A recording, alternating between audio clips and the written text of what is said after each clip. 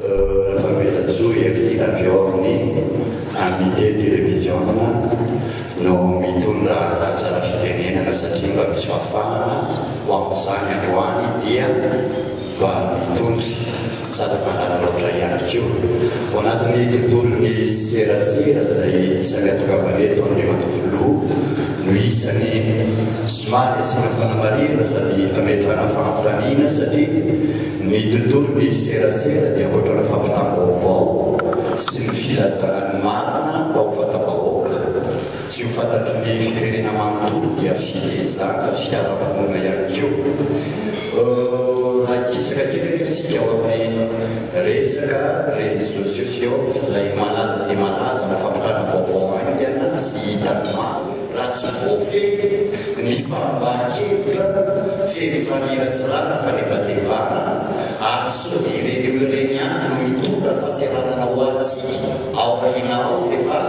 lasa ho fahazarana milaza fiainana andavanandro ny fanaotsinotsinona sy mifaniratsira dia izay no fanontaniana petraka dia Andriamatofiloha mpiara-miasa ataonsa tsy mino hoe ianao hoe manolon-kevitra an'izy ireny fa hoe tsisy manolon-kevitra ve na dia ao ambadimbadika ao aza amin'ny mpiara-miasa akaiky anao hoe so dia fahendrena no zaraina asona en'izy ireny eny amin'ny fiarahamonina dia mba sady voataita ny fiarahamonina madio ihany koa fitondram-pahatsaka réseaux sociaux moa no resaka teo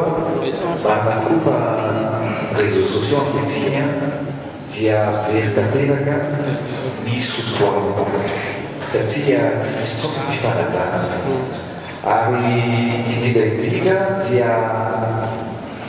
ao anatin'izay zany no tokony ho apetraka izany rehefa manam-pikasana mihitsy hoe so dia tokony ametraka sy anao organisation isika sy fitsitsika fifampifehezana eo anatin'izay fikirakirana ny réseaux sociaux izay satria ny sotoavina malagasy no very. Za milazanareo ao anatiny tena tsy misy tsony hoe fifanajana ao anatin'ny réseaux sociaux ary ny fidirana any amin'ny vie privée any olona dia anisany tena manimba atsika zany tsy fanenkevitra fampitana vaovao mihitsy zany natao any réseaux sociaux nefa tokony mifampipaizana tokony zavatra tsara no resantsika amin'ny réseaux sociaux. Za zany tena nareo rehefa mandalo ny cortège tondranay ny mbola gaga fa tsy betsaka fa misy ny olona tena manao azay sotoavana zay na mandalo cortège présidentiel na mandalo ny ohatra hoe reo cortège tonga razana dia misy olona mizana dia manala satroka ary matetika reny olona reny dia lehibe olona lefa mahazo azy tolo zareo mikatsaka n'ilay sotoavina malagasy fa matetika ny sasany tsy manao an'izay tsy mitena tokony manao an'izay fa zay ny fikaizana zay zany no tokony mba hifampifehezantsika eto amin'ny firenena kasika ny réseaux sociaux dia za ohatrany manome sosikevitra mihitsy satria lasa nena tsy fifampitaizana ny zavatra atao fa vao mankiana mampidina ny zavatra ratsy ka ny zavatra sosikevitra dia hoe allo anao tsika anao karazana colloque dia ametraka volavolana